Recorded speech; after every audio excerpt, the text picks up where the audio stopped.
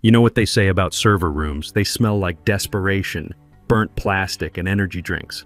Ours had all three, plus the lingering scent of incompetence that seemed to seep from the walls these days. I'm Dave Mitchell, 52, and I'd been keeping this place running for 18 years. Former Army IT specialist back when networks were simpler but the consequences of failure were life or death. Started here in 2007 when I got out of the National Guard making $47K a year fixing other people's mistakes. Now I was pulling $87K as senior network architect, which sounds impressive until you realize I was doing the work of 3 people. It was 2:30 a.m. on a Tuesday when my phone started screaming. Emergency alerts lighting up like Christmas, which meant something critical was dying.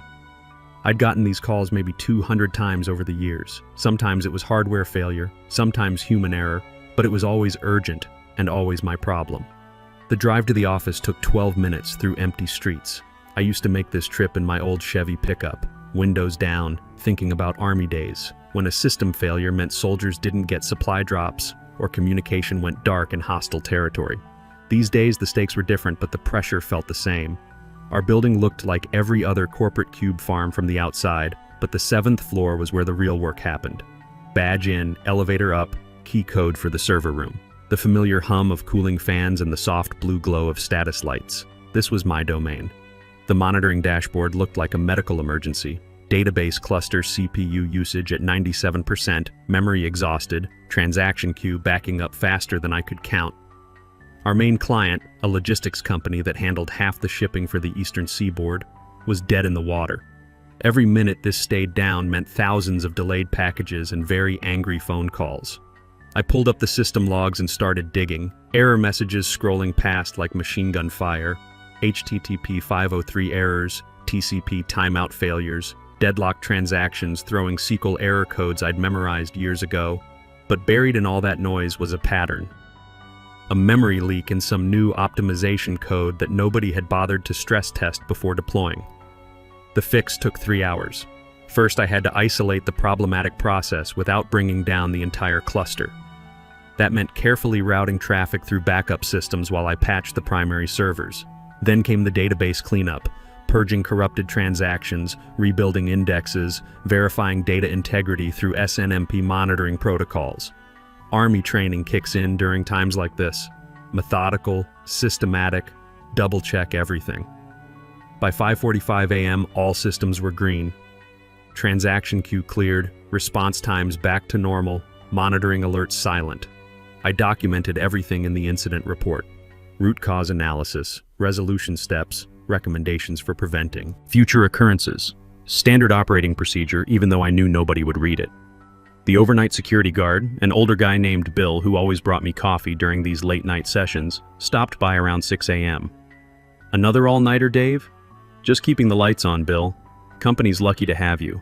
Most places, something like this would take their whole team all week to figure out. Bill was right, but I didn't say anything. False modesty wasn't my style, but neither was bragging. In the Army, you did your job and moved on to the next mission. Same principle applied here. I grabbed a shower in the executive bathroom, one of the perks of being essential personnel, and changed into the spare clothes I kept in my desk drawer. By 8:30 a.m., I was sitting at my workstation with fresh coffee, reviewing system performance metrics to make sure everything was stable. That's when Brandon Montgomery made his entrance. Brandon was 28, had an MBA from some fancy private school whose name he dropped in every conversation, and had been our chief digital officer for exactly 6 months.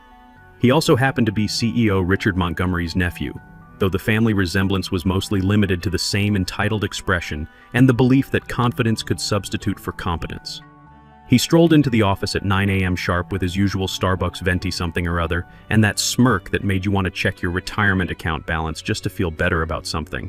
Most of the day shift was just arriving and the overnight crew had already headed home. Just me, sitting at my desk, looking at him like he'd grown a second head.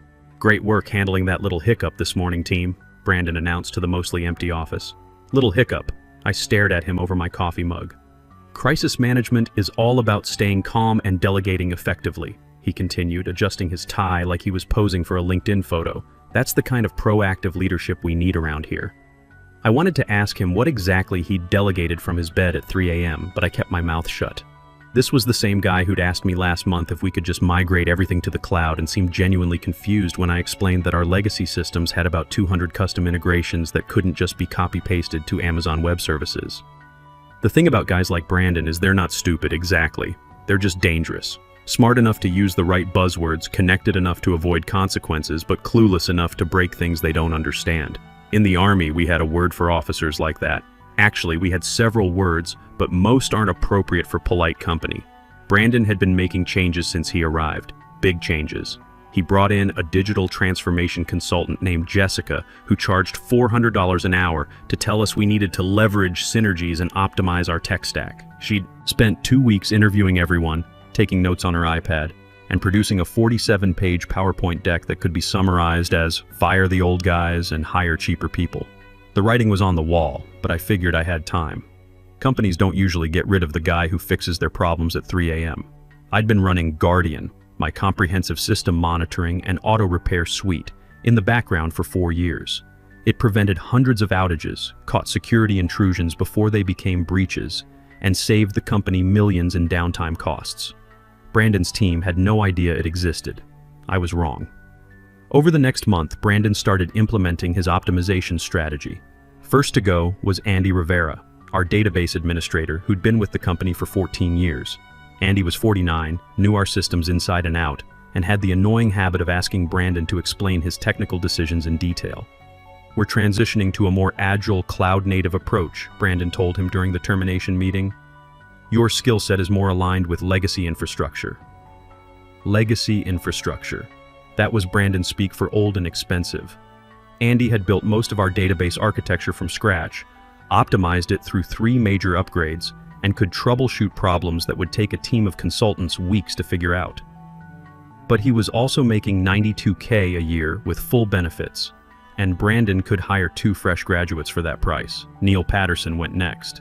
Neil was our infrastructure director, 54 years old with a background in telecommunications going back to the days when network cables were actually thick yellow things you could trip over. He'd seen every type of system failure imaginable and had the institutional knowledge that you can't learn from YouTube tutorials. "Nothing personal, Neil," Brandon said. "We're just pivoting to a more dynamic workforce model." Dynamic workforce model. Translation: young, cheap, and replaceable. The pattern was obvious. Anyone over 45 was getting called into HR for strategic discussions about their career trajectory.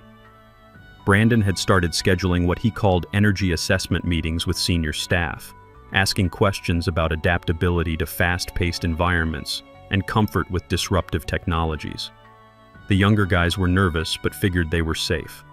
The offshore transition was happening gradually. A few positions here, a consulting contract there. Death by 1,000 budget cuts. I watched it all from my desk, documenting everything. In the Army, you learn to keep detailed records of command decisions, especially the bad ones. You never know when you'll need evidence later.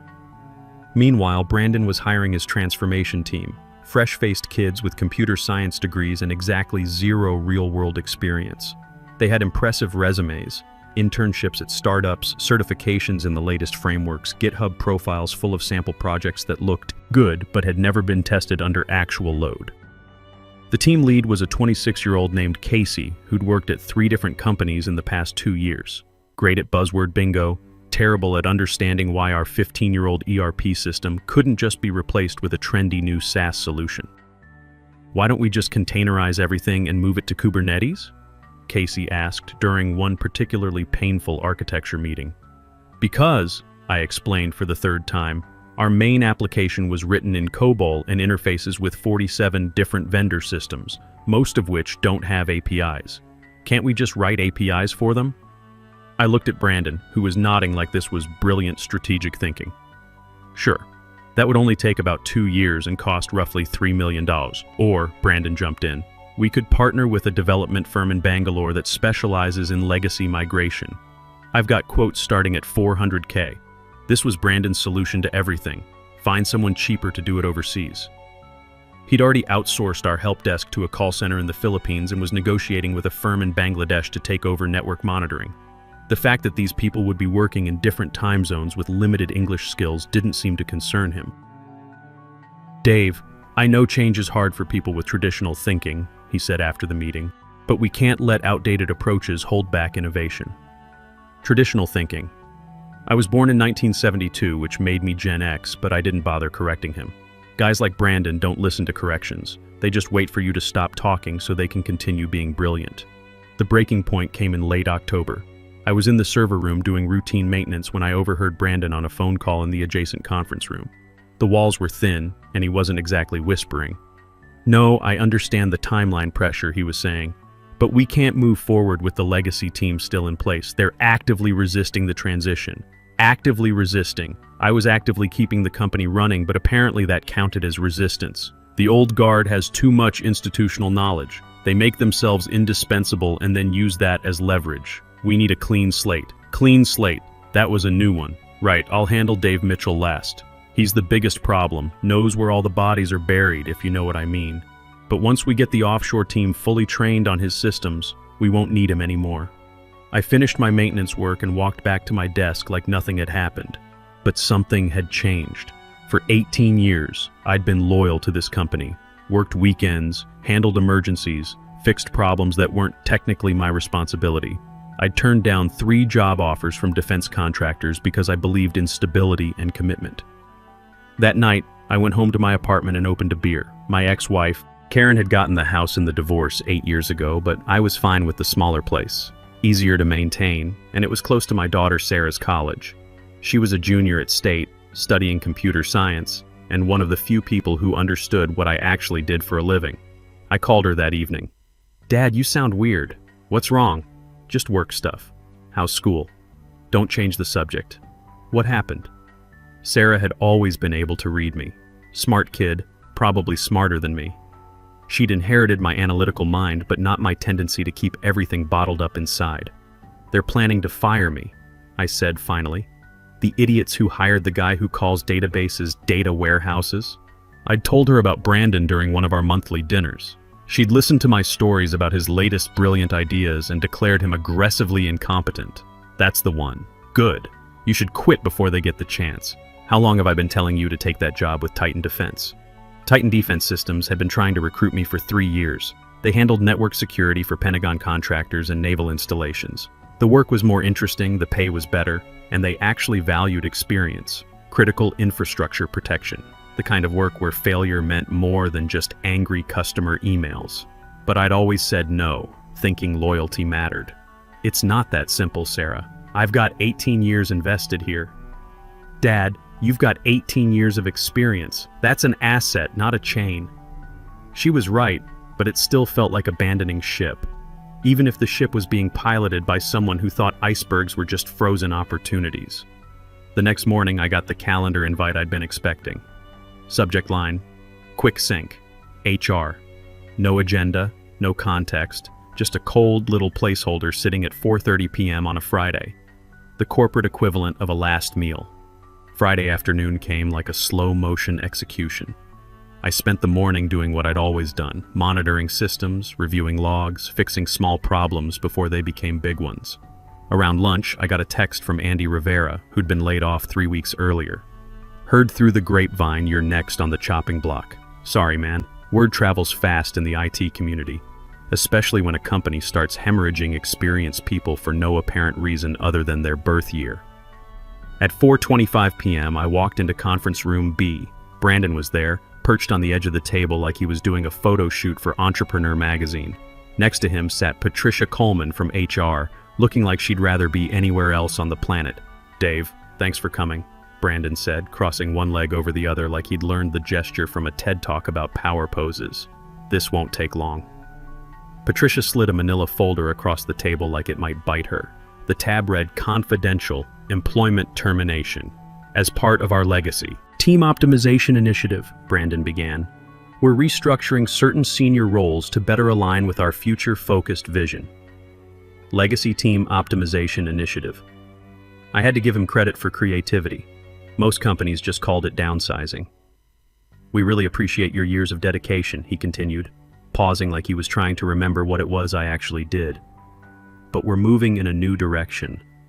More agile, more collaborative, more contemporary." contemporary. There was the youth dagger, wrapped in corporate speak. I opened the folder and scanned the severance agreement. 3-month salary continuation, COBRA coverage for 6 months, standard non-disclosure, and non-compete clauses. The legal language was dense, but I'd learned to read contracts during my Army days when I was responsible for vendor agreements on base IT systems. What caught my attention was Section 7, Intellectual Property and Proprietary Systems. It stated that all company systems and processes would remain property of the company upon employee departure. Standard language, except for one problem. They'd never bothered to update my original employment contract from 2007. Back then, the company was smaller and desperate for experienced people. My contract specifically granted me ownership of any original code or systems developed outside normal work parameters, using personal time and resources. The legal department had insisted on this clause to avoid paying overtime when I worked nights and weekends. Over the years, I'd written dozens of custom scripts and monitoring tools, database optimization routines that ran every night to prevent corruption, network monitoring agents using SNMP protocols that caught intrusion attempts before they became breaches, automated failover procedures that kept systems running during hardware failures, all developed on my own time, using my own equipment, because I was tired of being called at 3 a.m. to fix problems that could be prevented. The crown jewel was Guardian, my comprehensive system monitoring and auto repair suite. It had been running quietly in the background for 4 years, preventing hundreds of outages and saving the company millions in downtime costs. The system monitored everything from CPU temperature to network traffic patterns, automatically routing around failed components and triggering TCP health checks when services became unresponsive. Brandon's team had no idea it existed. "Any questions?" Brandon asked, flashing that smile he probably practiced in the mirror. I looked at him for a long moment. "Just one. How long do I have to transfer my proprietary systems?" He blinked. "Your what?" I stood up, unplugged my security badge from its lanyard and placed it on the table like a chess piece claiming checkmate. "My intellectual property, the monitoring systems, auto repair scripts, database optimization routines, they're mine, not the company's. I'll need to properly transfer ownership before my access is revoked." Patricia's face went pale. She was probably the only person in the room who understood the legal implications of what I'd just said. "What systems?" Brandon asked. "The ones keeping your servers from catching fire," I said. "But don't worry, I'm sure your offshore team has everything under control." I signed the termination papers, shook Patricia's hand, and walked out without another word. The elevator ride down felt like descending from a burning building. 18 years of my life in that place, and it ended with a 15-minute meeting and a handshake from someone who didn't know a database from a doorknob. I drove to Murphy's Diner, 2 blocks away, and ordered coffee and apple pie. Then I opened my laptop and logged into the system for the last time. Guardian was distributed across 47 servers, monitoring everything from CPU temperature to network traffic patterns. Removing it required careful coordination to avoid triggering immediate alerts. One by one, I transferred ownership of each component from the company repository to my personal servers. The process took 43 minutes and was completely legal. The database optimization scripts took another 20 minutes. These ran every night at 2 a.m., cleaning up corrupted transactions, rebuilding indexes, and preventing the cascade failures that had plagued the company before I'd written them.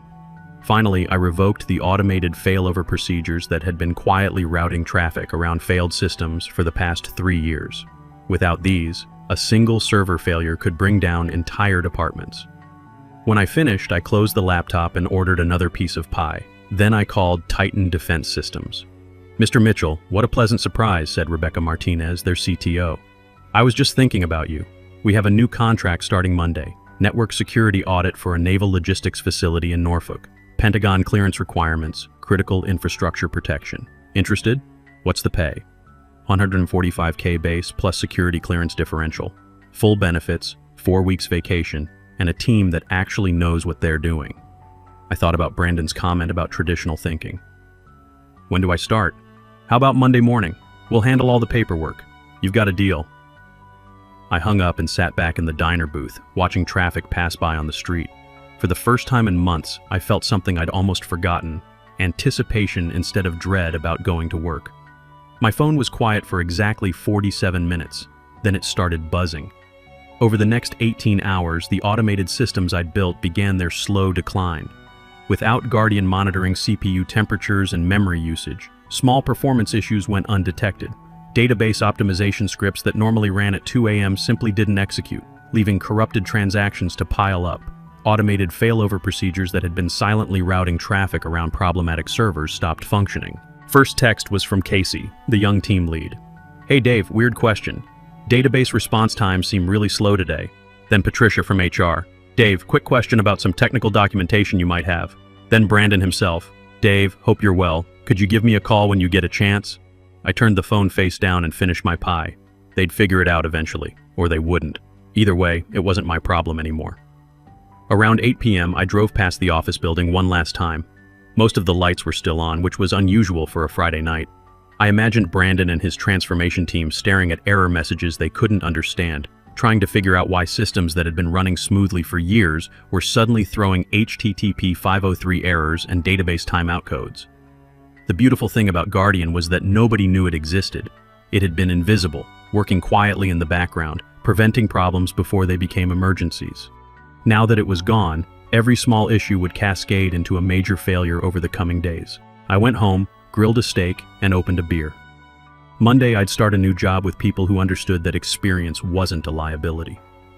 Tonight, I was going to enjoy watching 18 years of frustration finally pay dividends.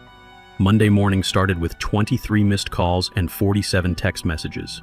I ignored them all and drove to my first day at Titan Defense Systems. Their office was nothing like my old workplace. Clean, modern, but with a serious atmosphere that reminded me of military installations. No open concept nonsense or ping-pong tables, just professionals who understood that national security wasn't a game. Rebecca Martinez met me in the lobby at 7:30 a.m. sharp. Mid-40s, former Navy, with the kind of competence that didn't need to advertise itself. "Welcome aboard, Dave. Ready to do some real work?" The team was everything I'd hoped for. Engineers with actual experience, military contractors who'd seen systems fail under combat conditions, cybersecurity specialists who understood that flashy presentations don't stop hackers. During my first meeting, when I mentioned concerns about protocol implementation, people took notes instead of rolling their eyes. Around 10 a.m., my personal phone started ringing. Brandon's number. I let it go to voicemail. "Dave, it's Brandon. Look, some systems seem to be having issues, and the offshore team is still getting up to speed. Could you give me a call? Nothing urgent, just want to pick your brain about a few things." Nothing urgent. Right. By noon, I had 3 more voicemails from Brandon, 2 from Patricia and HR, and 1 from CEO Richard Montgomery himself. I was in the middle of reviewing security protocols for the Norfolk Naval Facility when Rebecca stopped by my desk. "Everything okay? Your phone's been lighting up all morning. Former employer having some technical difficulties." She raised an eyebrow. "The kind that happens when you fire your most experienced people? Something like that. Well, their loss is our gain. How's the Norfolk assessment coming?" I showed her my preliminary findings, 17 potential security vulnerabilities in their current network configuration, along with detailed recommendations for improvement. Real work with real consequences if we got it wrong. Excellent. The Admiral's going to love this level of detail. Around 2 p.m., Andy Rivera called. He'd been laid off a month ago, but still had friends inside the company. "Dave, you need to see what's happening over there. It's like watching a nuclear meltdown in slow motion." "Tell me." "Started yesterday evening. Email system crashed overnight. Customer portal's been down since 11 a.m. The payment processing gateway is throwing error codes nobody can understand. Casey's been running around like his hair's on fire, trying to get the offshore team to fix things they've never seen before." "What about Brandon?" "Locked in his office, probably updating his LinkedIn profile. Word is the CEO's flying back from vacation to handle the crisis personally." The cascade was happening exactly as I'd expected. Without Guardian's monitoring and automated repairs, small issues were compounding into major failures. The database corruption I'd been preventing nightly was spreading through the system like cancer. That evening, I had dinner with Sarah at our usual place near campus. She was excited about her internship application to Titan Defense. Having a father who worked there didn't hurt her chances, but her grades and programming skills would get her the position. So how was day 1 at the new job? Professional, competent, refreshing. And the old job? I told her about the calls and messages I'd been ignoring all day. She laughed, the kind of laugh that made me proud I'd raised someone with such a clear sense of justice. "Let me guess. They want you to come back and fix everything for free?" "Probably. Are you going to? What do you think?" I think they made their choice when they decided experience was a liability. Now they get to live with the consequences. Smart kid. Tuesday brought escalation. The first news article appeared on TechCrunch. Major logistics software provider experiences extended outage. The piece was short on details, but mentioned that several major shipping companies were reporting delays due to system failures at an unnamed technology partner. My old company's stock price dropped 12% in morning trading. The company that had been valued at $120 million just 6 months earlier was hemorrhaging value as fast as it was losing customers. Brandon called 6 times. I answered on the 7th. Dave, thank God. We really need your help here. Hello, Brandon. How's the digital transformation going? Look, I know how Friday ended, but maybe we can work something out. Consulting arrangement, very generous terms. How generous? Double your old hourly rate.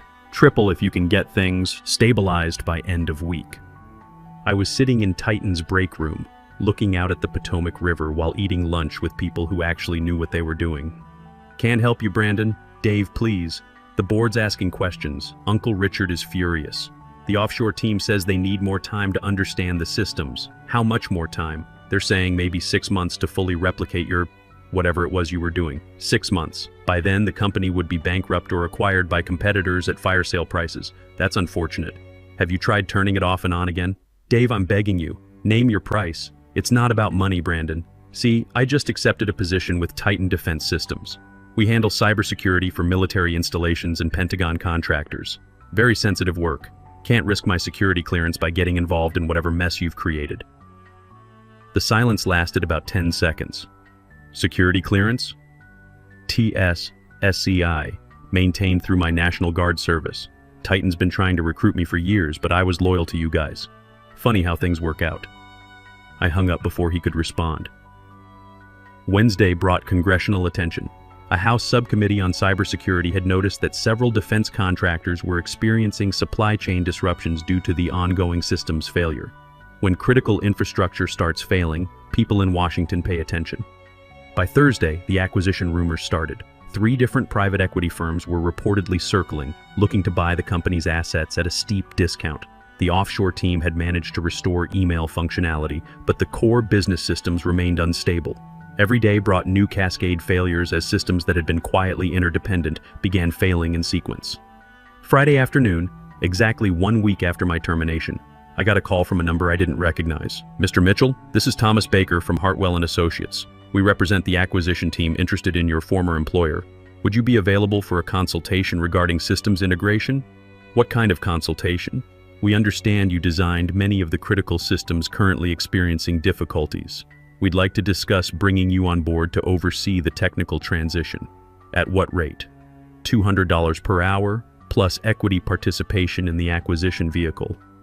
I thought about it for exactly 3 seconds. Thanks, but I'm happy where I am. Though I could recommend some good people who might be available. Such as? Andy Rivera, Neil Patterson, and about a dozen other experienced engineers who were recently laid off for being legacy-minded. They're probably available. 2 weeks later, I saw the headline in the Wall Street Journal. Montgomery Technologies acquired by Hartwell Capital in distressed sale. The purchase price was roughly $30 million, 25% of the company's $120 million valuation from 6 months earlier. The new management team included Andy as CTO and Neil as Director of Infrastructure. Brandon was notably absent from the organizational chart. I heard through industry contacts that he'd started a consulting firm focused on digital transformation strategies. His LinkedIn profile still listed him as a thought leader in enterprise modernization, though his endorsement count had dropped significantly. These days, I work on systems that actually matter.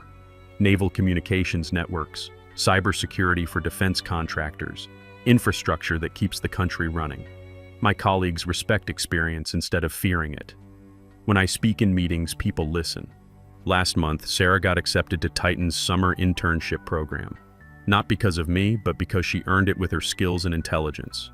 She'll graduate next year into a field that values both innovation and wisdom. Sometimes I drive past my old building during lunch. The parking lot is mostly empty now, and there's a for lease sign visible through the front windows. Progress, I suppose. The best revenge isn't always dramatic. Sometimes it's just letting people face the natural consequences of their decisions while you build something better somewhere else. The server room at Titan smells like success. Clean, cool, and professionally maintained. No desperation, no burnt plastic, no energy drinks. Just the quiet hum of systems that work exactly as they're supposed to, maintained by people who understand that experience isn't a liability. It's a liability only when you're too arrogant to value it.